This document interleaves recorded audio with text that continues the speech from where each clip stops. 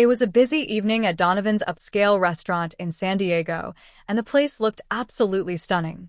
Crystal chandeliers dangled gracefully from the ceiling, casting a warm, inviting glow. The tables were spotless, adorned with crisp white tablecloths, and the silverware sparkled under the lights. Waiters glided effortlessly between the tables, balancing plates of mouth-watering food. In the center of the restaurant, three women sat together. Leading the group was Evelyn Monroe, a wealthy woman who loved to flaunt her fortune.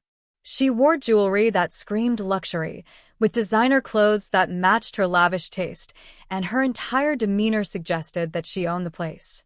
To Evelyn, the world was all about hierarchy. She firmly believed that she was perched at the top, and everyone else had their place beneath her. Among the staff was a young waitress named Emily, who was working that evening. Emily had been taking extra shifts to save up for college, and she was beyond exhausted.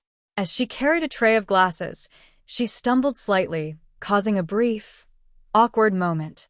Evelyn, ever the observant one, caught the slip, and a wicked smile crept across her face. To her, people like Emily didn't matter, until they made a mistake. Tension filled the air when Emily approached their table, setting down their food. "Here you go, ladies," she said softly, trying to remain polite. But Evelyn immediately scrutinized her plate, wrinkling her nose. "Is this supposed to be medium rare?" she sneered. "It's overcooked.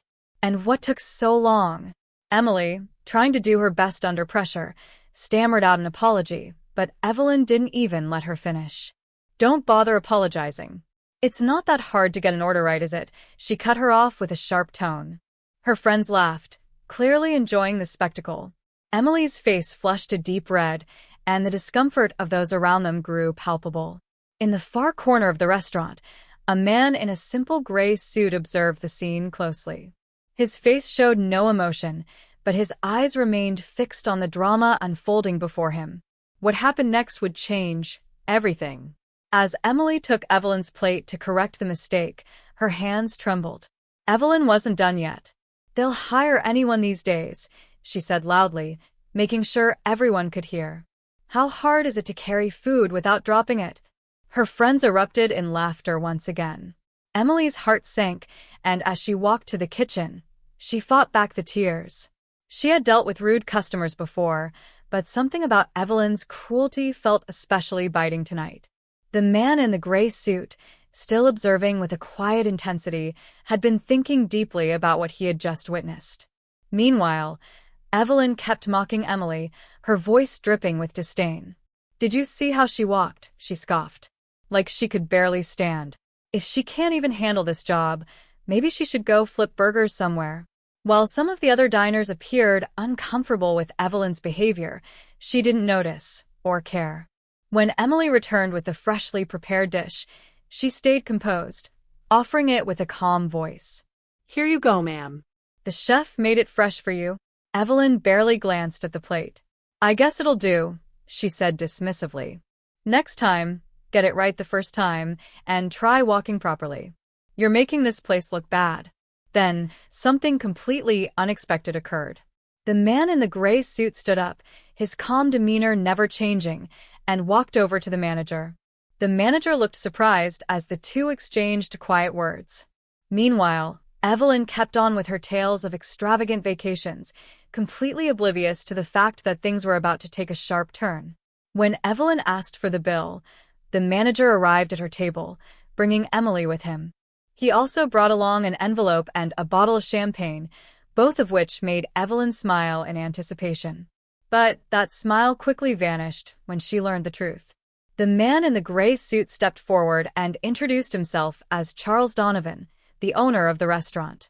Evelyn's face drained of color as Charles revealed that Emily was, in fact, his niece. He spoke with quiet authority, but unwavering firmness. "Money can buy many things," he said, "but it doesn't give you the right to treat people like that." The whole restaurant fell silent, and for the first time that evening, Evelyn, who had previously been so brash and confident, felt small and uncomfortable under the weight of Charles's words.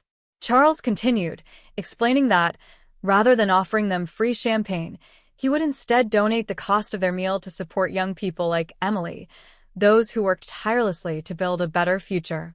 Evelyn, now scrambling to salvage her dignity, tried to defend her actions, but Charles gently but firmly stopped her. "This isn't about punishment," he said, his voice calm yet resolute. "It's about learning to be a better person." At that, the other customers, who had been silently witnessing the exchange, began to clap softly in agreement. Emily, though still visibly shaken, took a deep breath and stood a little taller. The energy in the room shifted as the restaurant returned to its usual hum. But something had definitely changed. Conversations began to spread, and many of the diners became more considerate and kind to the staff. As Evelyn and her friends left the restaurant, she walked out quietly, her posture slumped in embarrassment. Outside, her friends tried to console her, but their words did little to alleviate the sting of the lesson she had just learned. Evelyn had learned an invaluable truth. No matter how much money or power you have, respect and kindness are what truly matter. The night eventually came to a peaceful close. Some customers left larger tips, others offered kind words to the staff, and everyone walked away with a reminder: kindness costs nothing, but it means everything. In the end, what truly matters is not your wealth or status, but how you treat others along the way. If this story resonated with you, share it with someone who could use a reminder about the power of kindness. And don't forget to follow for more stories that inspire reflection and encourage us all to be better.